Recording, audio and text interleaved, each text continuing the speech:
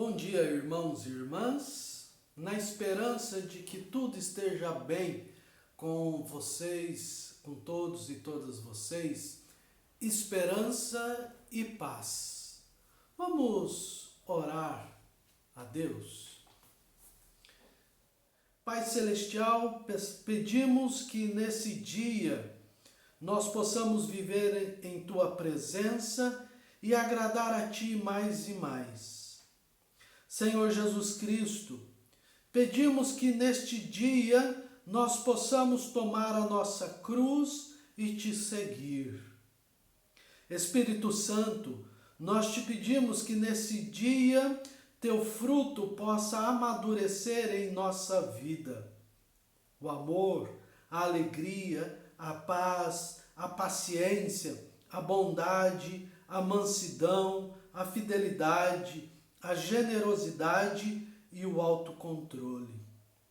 Santa, bendita e gloriosa Trindade, três pessoas em um único Deus, tem misericórdia de nós. Amém.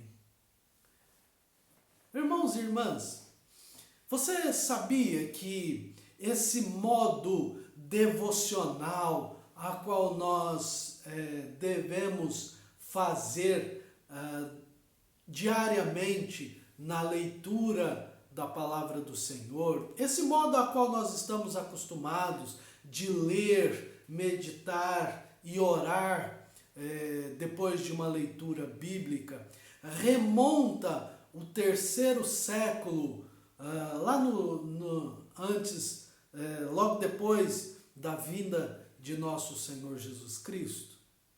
Pois é, um dos grandes líderes da igreja, chamado Orígenes, considerado um dos pais da igreja, no terceiro século ele descobriu e instituiu a Lectio Divina, ou seja, a leitura sagrada. E Orígenes acreditava que através da prática de ler a Bíblia de modo pensativo e orante, nós poderíamos descobrir o que ele chamava de sabedoria superior escondida na palavra de Deus. Interessante isso.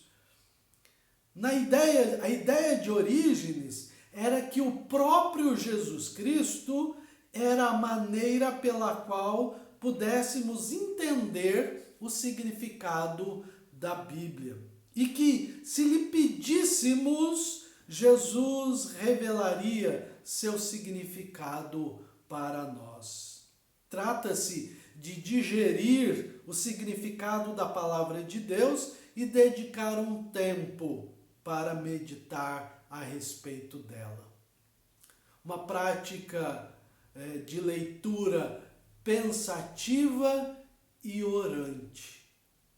Interessante isso. Nós herdamos isso lá dos primeiros séculos e a igreja cristã veio preservando essa prática da leitura e oração mediante a palavra de Deus. Talvez um pequeno detalhe é que se perdeu ao longo do tempo, porque a Lectio Divina, ela prevê a escolha de um texto, uma leitura profunda, com atenção, com cuidado, com a mente bem presa naquele texto, depois um tempo de meditação, de pensamento, tentar achar o que aquele texto tem a ver conosco, orar a Deus, colocar para Deus aquilo que o texto falou conosco, quais são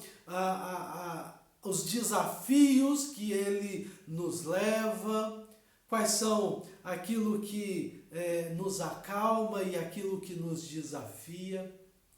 Mas um pequeno detalhe esquecido é que no final nós devemos manter um tempo de silêncio perante Deus, para ter a capacidade de ouvir a voz de Deus no fundo do nosso coração.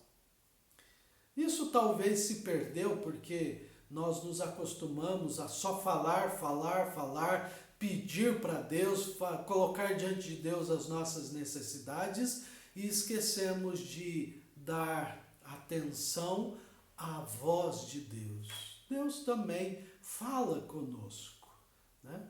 Então, mas irmãos e irmãs, eu queria te desafiar no dia de hoje a então escolher um texto e fazer a lectio divina, a leitura sagrada. O que você precisa?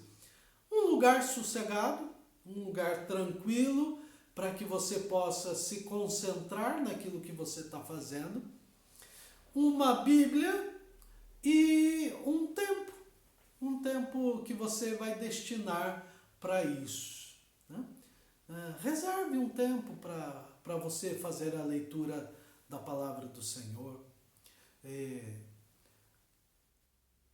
Isso vai fazer muito bem para você, para a sua família. A lectio divina, ou a leitura sagrada, ela pode ser feita individualmente, com você sozinho, ou você pode fazer em grupo, com a sua família, ou com até mais gente, quando isso for possível. Mas o importante é que nós pratiquemos a leitura sagrada diariamente. Eu escolhi um texto que eu vou meditar no dia de hoje. Se você quiser uma sugestão, eu estou sugerindo hoje o texto de Mateus, capítulo 6, dos versículos 25 ao 34. Eu vou ler esse texto, Mateus 6, do 25 ao 34. Meditar um pouco sobre ele e tentar trazer para a minha vida o que ele quer, o que esse texto quer dizer. Palavras de nosso Senhor Jesus Cristo. Mas você pode escolher o seu texto, você pode fazer a sua escolha. O importante é que você escolha um texto sagrado, um texto da Bíblia, faça a leitura, medite nesse texto e ore a Deus a respeito daquilo que você encontrou no texto, aquilo que vai te fazer bem, mas também aquilo sobre os desafios que esse texto convida a você, tá bom? Mas que você possa fazer isso, meu irmão e minha irmã. Veja o texto que eu escolhi. Por isso vos digo, não andeis ansiosos pela vossa vida, quanto ao que haveis de comer ou beber, nem pelo vosso corpo, quanto ao que haveis de vestir. Não é a vida mais do que o alimento e o corpo mais do que as vestes? Observai as aves do céu, não semeiam, não colhem, nem ajuntam em celeiros. Contudo, o vosso Pai Celeste as sustenta. Porventura não valeis vós muito mais do que as aves? Qual de vós, por ansiosos que esteja, pode acrescentar um côvado ao curso da sua vida? E por que andais ansiosos? Quanto ao vestuário, considerai como crescem os lírios do campo, eles não trabalham nem fiam. Eu, contudo, vos afirmo que nem Salomão, em toda a sua glória, se vestiu como qualquer deles. Ora, se Deus veste assim a erva do campo, que hoje existe e amanhã lançada no forno, quanto mais a vós, ó outros homens de pequena fé. Portanto, não vos inquieteis dizendo: que comeremos, que beberemos, ou com que nos vestiremos? Porque os gentios é que procuram todas essas coisas, pois vosso Pai Celeste sabe que necessitais de todas elas. Buscai, pois, em primeiro lugar o seu reino e a sua justiça, e todas estas coisas vos serão acrescentadas. Portanto, não vos inquieteis com o dia de amanhã, pois o amanhã trará os seus cuidados. Basta ao dia o seu próprio mal. Amém. Texto bastante conhecido, um texto de fácil compreensão, mas um texto muito difícil de ser praticado. Difícil porque nós mudamos o texto bíblico. Você já percebeu isso? Porque nós lemos o texto hoje da seguinte maneira: buscai, pois, em primeiro lugar o seu reino e a sua justiça, e as demais coisas vos serão acrescentadas. O texto não diz isso. Ou outros leem esse texto assim: buscai, pois, em primeiro lugar o seu reino e a sua justiça, e todas as outras coisas vos serão acrescentadas. O texto também não diz isso. O texto diz que, buscando em primeiro lugar o seu reino e a sua justiça, todas estas coisas vos serão acrescentadas. Que estas coisas que serão acrescentadas? Aquilo que Jesus vem dizendo: comida, bebida e vestuário. É o básico da sobrevivência humana.